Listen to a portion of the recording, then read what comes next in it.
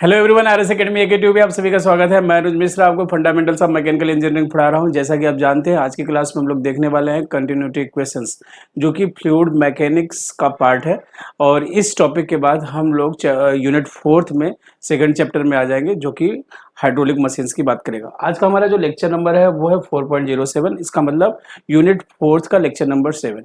तो आज की क्लास में हम लोग कंटिन्यूटी इक्वेशंस देखने वाले हैं। कंटिन्यूटी इक्वेशंस बहुत ही कह सकते हैं कि सिंपल, आसान और इम्पोर्टेंट टॉपिक है, जिसे हमें आना चाहिए। और इस पे न्यूमेरिकल भी पूछे जा सकते हैं और कंटिन्यूटी इक्वेशंस का कॉन्सेप्ट भी, थ्योरी भी कई बार पूछा जा चुका है। तो चलिए आज का लेक्चर स्टार्ट करता हूँ। सबसे पहले हमसे ये पूछ लिया जाए कि आप कंटिन्यूटी इक्वेशंस को डिराइव कीजिए। कंटिन्यूटी इक्वेशंस क्या होता है, सॉरी, कंटिन्यूटी इक्वेशन डिराइव करने से पहले सबसे पहले हम देखेंगे कंटिन्यूटी इक्वेशंस होता क्या है।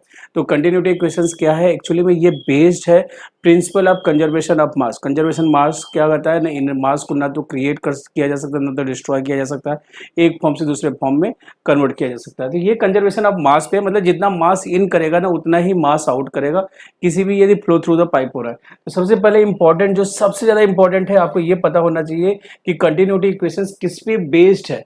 तो आप कहेंगे continuity equation is based on the principal of conservation of मास। किस पे बेस्ड है? कंजर्वेशन ऑफ मास। अब इसकी स्टेटमेंट की बात करें या फिर कंटिन्यूटी इक्वेशन क्या कहता है या कि इसके अनुसार क्या होना चाहिए।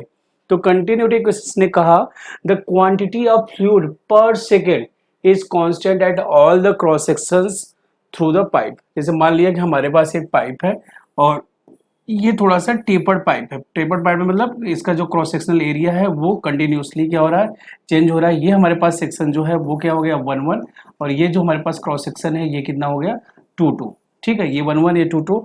तो यहाँ पे यदि हम बात करें कि जो फ्लूइड का फ्लो है ना, क्वांटिटी ऑफ फ्लूइड का, क्वांटिटी ऑफ फ्लूइड या फिर मास फ्लो की हम बात करें, तो जो मास फ्लो है ना वो कांस्टेंट होगा।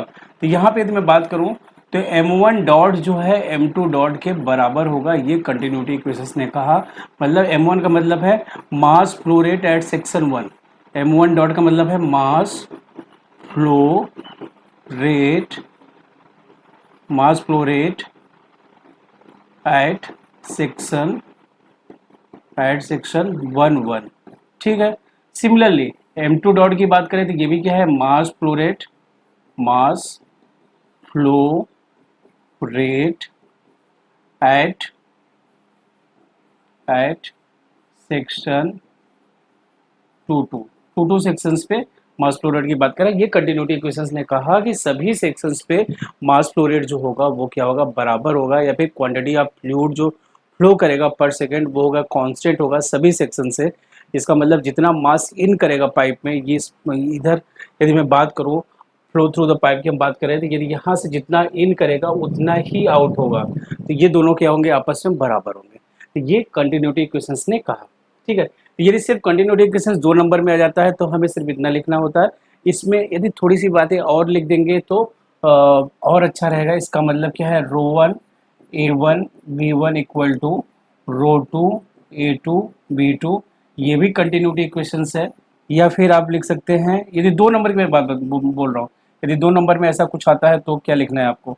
और या फिर इनकम्प्रेसिबल, फॉर इनकम्प्रेसिबल, किसके लिए बात हो रही है, for incompressible fluid, for incompressible fluid.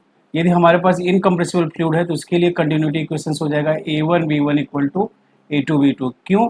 क्योंकि इनकम्प्रेसिबल फ्लूइड के लिए जो डेंसिटी है वो कांस्टेंट हो जाएगा, रो 1 इक्वल टू क्या हो जाएगा, रो 2, और ये क्या हो जाते हैं, कांस्टेंट हो जाते हैं। तो हमने यहाँ पे देखा कि कंटिन्यूटी इक्वेशंस यदि 2 नंबर में आता है तो आपको इतना लिख देना बहुत है और इतने से हमारा काम हो जाता है। यदि मान लो कंटिन्यूटी इक्वेशंस थोड़ा सा उन्होंने ज़्यादा डीप में पूछ लिया, 7 नंबर में पूछ लिया या फिर किसी न्यूमेरिकल के साथ पूछ लिया, तो फिर आप इसके रिलेशंस को डिराइव भी करेंगे। तो हमने क्या किया, ये अभी से उसी डे जो हमने रिलेशंस लिखे थे ना, रो 1 A1 B1 equal to row 2 A2 B2, ये कैसे आ रहे हैं, कैसे इनको निकालेंगे, तो उसकी बात हम करने जा रहे हैं। तो हमने क्या किया, consider 2 cross section as shown in figure. तो हमने यहाँ पे 2 क्रॉस सेक्शंस बना लिए। ये हमारे पास एक पाइप हो गया, टेपर्ड पाइप हो गया, जिसमें हमारे पास ये जो क्रॉस सेक्शन है ना, इसको हम क्या बोल रहे हैं, 1 1। ये सेक्शन, क्रॉस सेक्शन हमारे पास क्या हो गया, 1 1 हो गया, और ये क्रॉस सेक्शन हमारा क्या हो गया, 2 2। ये क्रॉस सेक्शन क्या हो गया, 2 2। और यहाँ पे 1 क्रॉस सेक्शन में मैं बात करूँ ना, तो यहाँ पे जो प्रॉपर्टी है वो क्या है, वेलोसिटी क्या है, V1 है, डेंसिटी जो है रो 1 है, एरिया जो है A1 है। सिमिलरली क्रॉस सेक्शन 2 पे यहाँ पे वेलोसिटी V2, डेंसिटी रो 2 और एरिया जो है A2। और हमने मान भी लिया let V1 is the average velocity at cross section 1, rho 1 is the density at cross section 1 और A1 is the area of pipe at cross section 1। Similarly V2 rho 2 A2 जो है corresponding the value at cross section 2। अब हम जानते हैं continuity equations में कि हमारा जो मास है वो कंजर्व है, मतलब amount of water flow per unit time जो सेक्शन 1 पे होगा वही amount of flow water per unit time at section 2 होगा। तो मैंने बोला according to the conservation of mass हम जानते हैं rate of flow at section 1 is equal to rate of flow at section 2। अब इसे हम क्या करेंगे, हमने क्या लिखा m1 dot is equal to m2 dot. अब छोटी सी बातें हमें यहाँ पे पता होनी चाहिए। यदि मैं यहाँ पे बात करूँ डेंसिटी इक्वल टू क्या होता है, मास अपन वॉल्यूम। ये मैं जो सिंबल यूज कर रहा हूँ इसका मतलब क्या है, वॉल्यूम। इसका मतलब क्या है, वॉल्यूम। ऐसा मैं क्यों यूज कर रहा हूँ, क्योंकि ये जो v है ये क्या मैंने इसको क्या मान रखा है, वेलोसिटी। इसको क्या मैंने मान रखा है, वेलोसिटी। दोनों को सेम सिंबल से यूज करूंगा तो हम मुझे दिक्कत हो जाएगी, ठीक है। तो ये क्या है, वेलोसिटी। ये वेलोसिटी है तो इसको मैंने क्या वॉल्यूम मान लिया है। तो density equal to mass upon volume. तो यहाँ पे हमारे पास मास इक्वल टू क्या हो गया, डेंसिटी इंटू वॉल्यूम। अच्छा एक चीज़ और, जैसे मान लो हमारे पास ये सिलेंडर है, ये क्या है, सिलेंडर है। इस सिलेंडर का वॉल्यूम यदि आपको निकालना हो और इसका क्रॉस सेक्शनल एरिया h है तो उसके हाइट से या लेंथ से मल्टीप्लाई कर देते थे तो क्या हो जाता था, वॉल्यूम। तो यदि इसके सिलेंडर की वॉल्यूम की हम बात करें तो सिलेंडर का जो वॉल्यूम है वो क्या हो जाता था, एरिया इंटू हाइट। एरिया क्या, क्रॉस सेक्शनल एरिया क्या हो जाएगा, पाई आर स्क्वायर। हाइट क्या होता है, पाई आर स्क्वायर एस। तो ये क्या बन जाता था, इसका वॉल्यूम बन जाता था। सिमिलरली यहाँ पे मैंने वॉल्यूम की जगह क्या लिख दिया, वॉल्यूम की जगह मैंने लिख दिया एरिया इंटू लेंथ, ठीक है। ये हमारा क्या आ गया, मास आ गया। तो मास में मास जो है 1 पॉइंट पे मैं बात करूं और m1 डॉट का मतलब है m1 अपॉन टी। रेट हमेशा जो होता है पर यूनिट टाइम, टी सेम है दोनों पे, m2 अपॉन टी। और m1 की बात करें हम तो m1 जो हो जाएगा वो क्या हो जाएगा, m1 जो हो जाएगा वो जाएगा rho 1 a1 L1 upon T equal to row 2 A2 L2 upon T, ठीक है। इसे और सिंप्लीफाई करेंगे तो नेक्स्ट पेज पे देखिए हमारे पास क्या आ गया है, हमारे पास आ चुका है row 1 A1 L1 upon T equal to row 2 A2 L2 upon T. अब यदि मैं यह रो 1 A1 और मैंने क्या बना दिया L1 upon T, distance upon time जो होता है वो वेलोसिटी होता है, ठीक है। तो रो 2 A2 L2 अपॉन टी। तो ये क्या हो गया हमारे पास, ये हमारे पास रो 1 A1 B1 equal to row 2 A2 ये हमारे पास जनरल कंटिन्यूटी इक्वेशंस हो गए। इसे हम क्या बोलते हैं, जनरल कंटिन्यूटी इक्वेशन, जो कि क्या है, अप्लीकेबल फॉर ऑल, अप्लीकेबल, या फिर इतना आपको डिटेल में लिखने की जरूरत नहीं है। ये हो गया general equations, general continuity equations. लेकिन अब मैं बात करूं किसके लिए, फॉर इनकम्प्रेसिबल फ्लूइड के लिए। किसके लिए बात करूं, फॉर इनकम्प्रेसिबल फ्लूइड। तो इनकम्प्रेसिबल फ्लूइड जो होता है, इनकम्प्रेसिबल फ्लूइड का मतलब जिसकी डेंसिटी क्या हो, कांस्टेंट है, रो 1 रो 2 के क्या हो, बराबर हो। तो इसका मतलब इनकम्प्रेसिबल फ्लूइड के लिए हमने क्या बोला, row 1 equal to row 2 equal to constant. तो हमारे पास ये रिलेशंस क्या हो जाएगा, देखिए रो 1 A1 V1 equal to row 2 A2 V2, रो 1 रो 2 के बराबर हो गया। तो हमारे पास रिलेशंस क्या आ गया, A1 V1 equal to A2 V2। ये हमारे पास कंटिन्यूटी इक्वेशंस आ गया। अब मैं इसको चाहूँ ना तो Q के बराबर और रख देता हूँ, क्या कर देता हूँ, Q के बराबर। तो यहाँ पे जो Q है ना, Q है डिस्चार्ज। Q क्या है, Q क्या है, Q is the discharge. Q क्या है, डिस्चार्ज। इसे हम क्या बोल सकते हैं, वॉल्यूम फ्लो रेट भी बोल सकते हैं। क्या बोल सकते हैं हम इसे, वॉल्यूम फ्लो रेट। तो Q जो है हमारा वो किसके बराबर है, A1 B1, या फिर Q जो बराबर है किसके, A2 B2। अच्छा एक चीज यूनिट ध्यान दीजिएगा, एरिया का जो यूनिट होता है वो क्या है, मीटर स्क्वायर। वेलोसिटी का यूनिट मीटर पर सेकेंड, इसका यूनिट क्या हो गया, मीटर क्यूब पर सेकेंड। और मीटर क्यूब पर सेकेंड किसको डिनोट कर रहा है, वॉल्यूम पर यूनिट टाइम, इसीलिए मैंने क्या बोला इसको, वॉल्यूम फ्लो रेट, इसीलिए मैंने क्या बोला इसको, वॉल्यूम फ्लो रेट। तो यहाँ पे हमारे पास रिलेशंस आ गया Q equal to A1V1 equal to A2V2। यदि मान लीजिए आपसे डिस्चार्ज निकालने के लिए बोल दिया जाता है तो डिस्चार्ज का भी मतलब क्या है, डिस्चार्ज का मतलब क्या है कि Q निकालना है आपको, ये आप किसी भी क्रॉस सेक्शनल एरिया आपको पता हो और उस पॉइंट का जो वेलोसिटी है उससे मल्टीप्लाई कर देंगे तो हमारे पास डिस्चार्ज आ जाएगा। ठीक है, तो ये हमारा कंटिन्यूटी इक्वेशन यहाँ पे क्या हो गया, कंप्लीट हो गया। अब कुछ न्यूमेरिकल देख लेते हैं, न्यूमेरिकल देखेंगे तो आपको कंटिन्यूटी इक्वेशन और अच्छे से समझ में आ जाएगा, बिल्कुल क्लियर हो जाएगा। तो यहाँ पे इन्होंने कहा the diameter of a pipe at section 1 and 2 are 10 centimetre and 15 centimetre respectively. तो यहाँ पे मैंने एक पाइप बना लिया, ये हमारे पास एक पाइप है और यहाँ पे ये हमारे पास क्या है, सेक्शन 1, ये सेक्शन क्या है 1 है, ये सेक्शन क्या है 2। तो D1 की जो वैल्यू है वो कितनी दी गई है, 10 सेंटीमीटर, कितनी दी गई है 10 सेंटीमीटर, इससे मैं यूनिट कन्वर्ट भी कर लूँ तो 0.1 मीटर, ये क्या हो गया हमारा D1। और D2 की जो वैल्यू दी गई है वो कितनी दी गई है 15 सेंटीमीटर, इसे आप यूनिट कन्वर्ट करेंगे तो 0.15 मीटर। ठीक है, respectively find the discharge through the pipe. Given data की हम बात कर रहे थे, तो सॉल्यूशंस क्वेश्चंस रीड भी कर दे रहे हैं, गिवन डेटा भी हम देख रहे हैं। तो हमने देखा गिवन डेटा हमें क्या क्या मिला है, गिवन डेटा तो D1 इक्वल टू हमारे पास 10 सेंटीमीटर था जिसे हम 0.1 मीटर लिख दिए। D2 हमें जो दिया गया था 15 सेंटीमीटर दिया गया था जिसे हम 0.15 मीटर लिख दिया हमने। फिर इन्होंने कहा कि डिस्चार्ज निकालना है क्यों, तो मैंने उसे क्वेश्चन मार्क बना दिया।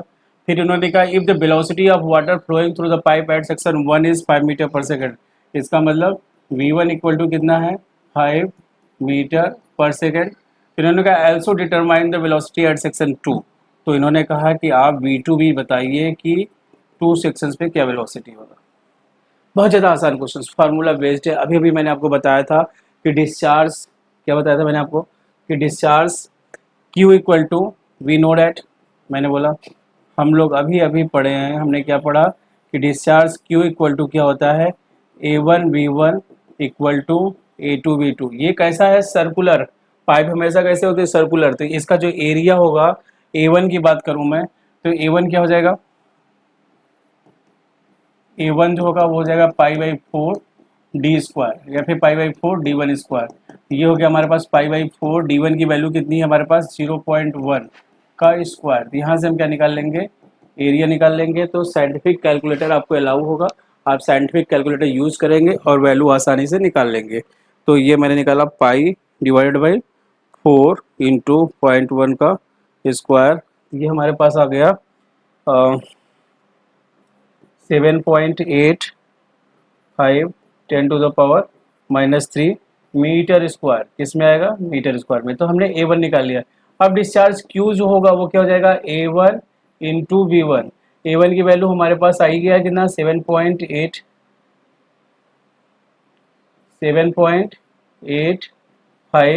10⁻³ ये हमारे पास एरिया आ गया। वेलोसिटी V1 कितना है 5, इससे 5 से मल्टीप्लाई कर देंगे तो कितना आ जाएगा इंटू 5। ये हमारे पास आ गया Q की वैल्यू आ गई 0.0392, यूनिट क्या होगा डिस्चार्ज का मीटर क्यूब पर सेकेंड। तो Q इक्वल टू हमारे पास कितना आ गया 0.0392 मीटर क्यूब पर सेकेंड। तो हमने आसानी से डिस्चार्ज की वैल्यू निकाल ली। तो एक वैल्यू तो हमारे पास आ चुका डिस्चार्ज। अब दूसरा है क्या वेलोसिटी। तो वेलोसिटी कैसे निकालेंगे, हम ये भी जानते हैं we also know that, we also know that Q equal to A1V1 equal to A2V2। तो यहाँ पे मैं आपको ये बोलूँगा आप सीधा A1V1 रिलेशंस यूज करिए। क्या यूज करेंगे A1V1, A1V1 equal to A2V2। तो ये क्या हो गया π/4 D1 का स्क्वायर इंटू V1 π/4 D2 का स्क्वायर इंटू V2। तो π/4 से π/4 कैंसिल हो गया, D1 क्या हो गया 0.1 का स्क्वायर इंटू 5, 0.15 का स्क्वायर इंटू V2। तो इसे हम सॉल्व करेंगे तो क्या आ जाएगा हमारे पास, देखिए 0.1 का स्क्वायर इंटू 5 डिवाइडेड बाई 0.15 का स्क्वायर। तो हमारे पास V2 जो है वो आ गया 2.22 मीटर पर सेकेंड। बहुत ज़्यादा आसान है। दूसरा तरीका और भी है, दूसरे मेथड से यदि आप निकालना चाहें तो आप क्या करेंगे, Q की वैल्यू हमारे पास आ चुकी है, उसको A2 से डिवाइड करेंगे तो V2 निकल आएगा, लेकिन उसमें कैलकुलेशन थोड़ा सा ज़्यादा हो जाता है, इसमें कैलकुलेशन बहुत ज़्यादा आसान होता है। तो मैं तो आपसे कहूँगा यही मेथड आपको प्रेफर करना है। तो ये दोनों हमने चीज़ें निकालनी और बहुत आसानी से ये सॉल्व भी हो गया। नेक्स्ट क्वेश्चन से एक और मैं आपको दिखा रहा हूँ, ब्रांच्ड पाइप में, ब्रांच पाइप के केस में होगा तो कैसे सॉल्व करना है। तो इन्होंने कहा 30 centimetre diameter pipe conveying water branches into 2 pipe. मतलब एक हमारे पास 30 सेंटीमीटर पाइप था, वो वाटर को डिवाइड कर रहा है 2 पाइप में। तो ये हमारे पास, इसको मैंने नाम दे दिया, ये हो गया 1 1, ये हमारा हो गया 2 2, ये हमारा हो गया 3 3। ठीक है। तो हमारा जो 30 सेंटीमीटर, इसका मतलब D1 इक्वल टू कितना है, D1 इक्वल टू है 30 सेंटीमीटर, जिसको हम 0.30 मीटर भी बोल सकते हैं। ठीक है। फिर इन्होंने कहा branches into 2 pipe of diameter 20 centimetre and 50 centimetre respectively. तो हमारे पास जो D2 है, D2 को मैंने कितना बोला, 20 सेंटीमीटर, कितना बोला, 20 सेंटीमीटर, जिसको हमने बोला 0.20 मीटर। ठीक है। नेक्स्ट D3 जो है, D3 की बात करें तो D3 कितना हो गया हमारे पास, 15 सेंटीमीटर, 15 सेंटीमीटर, जिसको हमने लिखा 0.15 मीटर। ठीक है, बहुत अच्छे। फिर इन्होंने कहा if the average velocity in 30 centimetre diameter pipe is 2.5 metre per second. इसका मतलब V1 दिया गया है कितना, 2.5 मीटर पर सेकंड वेलोसिटी।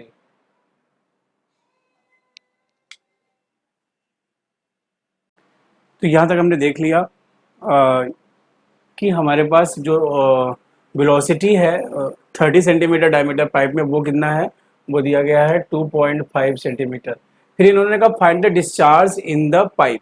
तो सॉल्यूशंस की हम बात करें, गिवन डेटा की बात करें, तो हमारे पास क्या दिया गया है, हमारे पास गिवन डेटा की बात करो तो गिवन डेटा आर, क्या क्या डेटा दिया गया है। तो गिवन डेटा में हमारे पास D1 जो है वो कितना है, 0.30 मीटर है, और हमारे पास जो V1 है वो भी दिया गया है V1 कितना दिया गया, 2.5 मीटर पर सेकंड दिया गया है। D2 की मैं बात करूं तो D2 कितना दिया गया है, D2 दिया गया है 0.20 मीटर। D3 की बात करें तो D3 कितना दिया गया है, 0.15 मीटर। ठीक है, ये डेटा हमारे पास दिया गया है। तो इन्होंने पूछा कि डिस्चार्ज क्या होगा, डिस्चार्ज निकालिए। ठीक है, डिस्चार्ज निकालने के साथ साथ इन्होंने कहा also determine the velocity in 15 centimetre pipe. Velocity की बात की, इसका मतलब 15 सेंटीमीटर पाइप जो है वो, उसको हम थर्ड मान रहे हैं, B3 कितना होगा। फिर इन्होंने कहा if the average velocity in 20 centimetre diameter pipe is 2 metre per second. इन्होंने ये भी बता दिया हमें V2 जो है वो कितना है, वो है 2 मीटर पर सेकंड। तो बहुत ज़्यादा आसान क्वेश्चन। सबसे काम की जो बात है वो ये है कि यहाँ पे आपको ये थोड़ा सा कॉमन सेंस यूज करना है कि कंजर्वेशन ऑफ मास पे डिपेंड है। तो कितना मास आ रहा है, एक रास्ते से, एक गेट से लोग इंटर कर रहे हैं, 2 में डिवाइड हो रहे हैं। इसका मतलब इस केस में क्या हो जाएगा, एक सिंपल सा जो कॉन्सेप्ट है, यदि ये क्लियर हो गया ना तो आपको दिक्कत कभी नहीं आएगी कि Q1 जो इंटर कर रहा है वो Q2 और Q3 में डिवाइड हो रहा है। मतलब जो डिस्चार्ज आ रहा है Q1 में वो 2 पार्ट में डिवाइड हो रहा है। ये आपने एक गेट से इंटर किए, 2 गेट से निकल रहे हैं, मतलब एक पिताजी के 2 बेटे हैं तो आधी प्रॉपर्टी इनके पास गई, आधी इनके पास गई। तो Q1 इक्वल टू क्या है, Q2 प्लस Q3। सिंपल। ठीक है, अब हम जानते हैं Q1 क्या होता है, A1B1 equal to Q1 A1B1 हो गया, Q2 क्या हो गया, A2B2 हो गया, Q3 क्या हो गया, A3B3 हो गया। बस अब सॉल्व हो जाएगा। तो हमें डिस्चार्ज भी निकाला। एक चीज और, इन्होंने कहा find the discharge in this pipe. कौन सी पाइप में डिस्चार्ज की बात कर रहा है, ये 30 सेंटीमीटर पाइप में डिस्चार्ज की बात कर रहा है। इसका मतलब किसकी बात कर रहा है, Q1 की बात कर रहा है। तो सबसे पहले मैं Q1 निकाल लेता हूँ, उसके बाद आगे हम बातें करते हैं। तो मैंने कहा Q1 इक्वल टू A1V1। तो ये क्या हो गया, पाई/4 D1 स्क्वायर, पाई/4 D1 स्क्वायर इंटू V1। तो D1 की वैल्यू कितनी है, D1 की वैल्यू है 0.3 और V1 2.5। पाई/4 0.3 का स्क्वायर इंटू 2.5, ये हमारे पास क्या है, Q1। तो इस Q1 को हम सॉल्व करेंगे तो क्या आ जाएगा हमारे पास, देखिए। तो ये जो है पाई डिवाइडेड बाई 4 इंटू 0.3 का स्क्वायर इंटू 2.5। तो हमारे पास Q1 जो है वो आ गया 0.176 मीटर क्यूब पर सेकेंड। तो ये हमने Q1 निकाल लिया। अब हमें क्या निकालना है, दूसरे पार्ट पे हम जाएं तो दूसरे पार्ट में हमें क्या निकालना है, सिर्फ V3 निकालना है। तो V3 हम कैसे निकालेंगे, तो V3 निकालने का सबसे सिंपल तरीका Q1 equal to Q2 plus Q3। तो ये हमने लिखा π/4 D1 का square into V1 equal to π/4 D2 का square into V2 plus π/4 D3 का स्क्वायर इंटू V3। ठीक है, π/4 सब में कॉमन है, मैंने काट दिया। तो क्या है D1 स्क्वायर, D1 कितना हो गया हमारे पास 0.3 का स्क्वायर, V1 कितना हो गया 2.5। ठीक है, D2 का स्क्वायर करें तो 0.2 का स्क्वायर, V2 कितना है, V2 इन्होंने दिया है 2 metre per second, 2 metre per second. और D3 कितना है, D3 हमारे पास जो है, D3 जो है वो है 0.15 का स्क्वायर इंटू V3। ठीक है, सिंपल सा कैलकुलेशंस, कैलकुलेटर आपके पास सही है तो मैं एकदम बिल्कुल फास्ट कैलकुलेशंस करके आपको बताता हूँ कि क्या वैल्यू आएगा। ये हो गया 0.225, ये कितना हो रहा है 0.2 का स्क्वायर इंटू 2, ये हो गया 0.08 प्लस ये हो जाएगा 0.15 का स्क्वायर, ये हो गया 0.0225 V3। ये हमारे पास जो है 0.225 माइनस 0.08 डिवाइडेड बाई 0.0225। तो हमारे पास ये जो V3 आया, V3 इक्वल टू आ गया 6.4 मीटर पर सेकेंड। बहुत ज़्यादा आसान है, सिंपल से क्वेश्चन हैं, आसानी से पूछे जाएंगे आप और बहुत इजीली आप इसे बता देंगे। तो ये जो हमारा लेक्चर है यहीं पे कंप्लीट होता है। नेक्स्ट लेक्चर में हम हाइड्रोलिक मशीन्स पढ़ेंगे। Thank you.